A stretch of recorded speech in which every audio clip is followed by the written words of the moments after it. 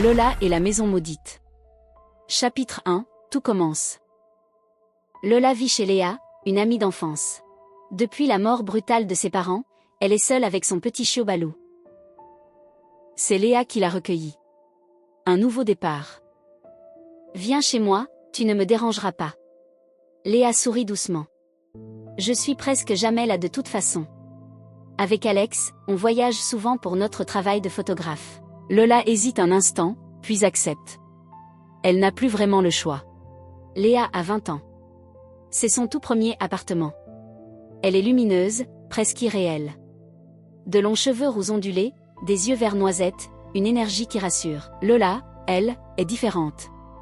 Plus petite, plus discrète. Cheveux noirs, regard réservé, mais un mental solide malgré tout. Elles n'ont rien en commun. Et pourtant, elles s'entendent parfaitement.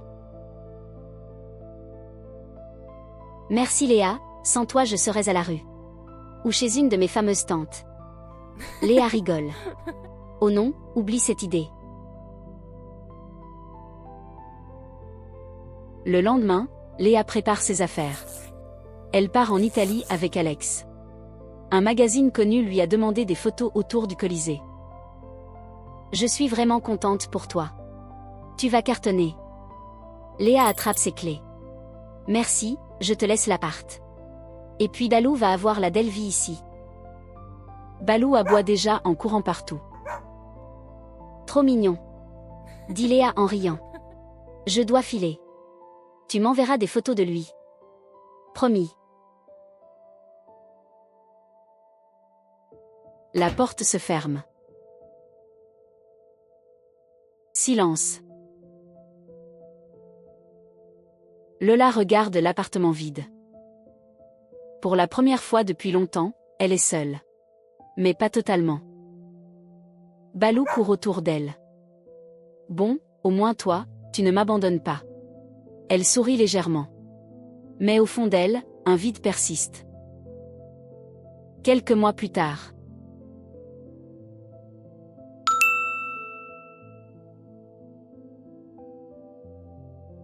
Lola ouvre le message. C'est un notaire. La lecture est étrange. Une partie de l'héritage de sa grand-mère lui revient. Mais surtout, une maison. Une maison dont elle n'a jamais entendu parler. Ses tantes ont refusé l'héritage. Elles ne veulent pas de cette maison. C'est à elle qu'elle revient. Lola fronce les sourcils. Pourquoi refuser un bien gratuit ? Et surtout, pourquoi personne ne lui a jamais parlé de cet endroit ? Elle se tourne vers la pièce vide. Alou dort. Silence total. Elle relit le mail. Encore une fois. Ok, c'est bizarre. Fin du chapitre 1.